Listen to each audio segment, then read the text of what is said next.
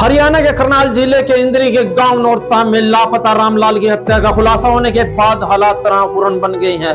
Police ने शव बरामद कर लिया, लेकिन ग्रामीणों ने आरोपियों के परिवारों को गांव से बाहर भेजने की मांग करते हुए अंतिम संस्कार करने से इनकार कर दिया। और नौरता के गांव के रामलाल जो 29 नवंबर को लापता हुए थे और बुधवार शाम पुलिस ने उन्हें खिजराबाद के जंगलों में मृत अवस्था में पाया गया। और जो कि पोस्टमार्टम के बाद जैसे शव गांव में पहुंचता है वो पूरे इलाके में गम का और गुस्से का माहौल बन जाता है। 2 दिन पहले ग्रामीणों ने इंद्री थाने के बाहर रामलाल की तलाश के लिए जो कि धर्म को मांग की थी और पुलिस स्टेशन के बाहर उन्होंने धरना रखा था।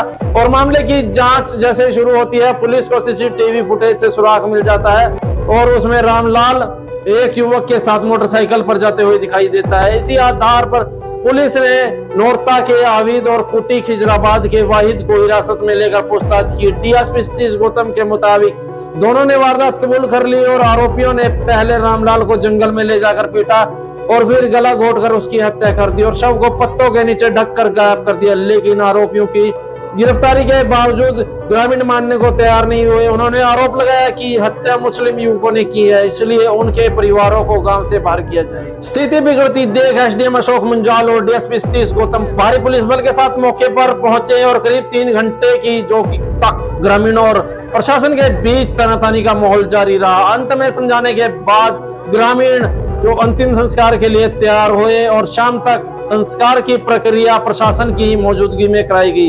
हत्या के पीछे की क्या वजह थी और क्या वाकई 80,000 रुपए की लूट की बात सही है, पुलिस इन सभी पहलुओं की जांच कर रही है। फिलहाल गांव में स्थिति सामान्य है और लेकिन सतर्कता बढ़ा दी गई है। ऐसी खबरों के लिए बने रहे हमारे चैनल के साथ। मैं निर्मल संधू, जय हिंद जय भारत।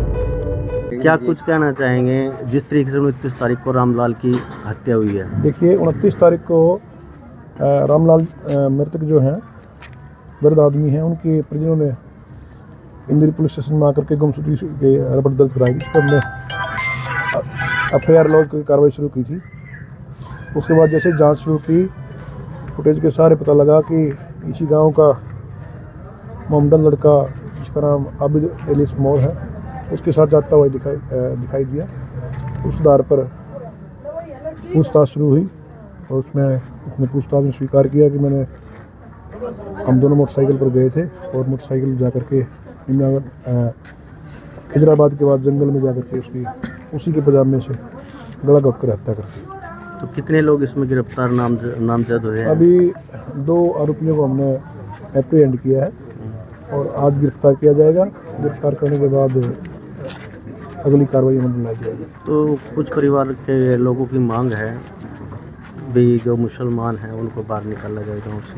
देखिए इस संबंध में एसडीएम साहब अपना पक्ष रख सकते हैं। हमारी पुलिस की तरफ से हमने पूरी कार्रवाई की है, उसमें हम कसर छोड़ेंगे और जो अपराधी हैं उनको कड़ी से कड़ी सजा दिलाएंगे।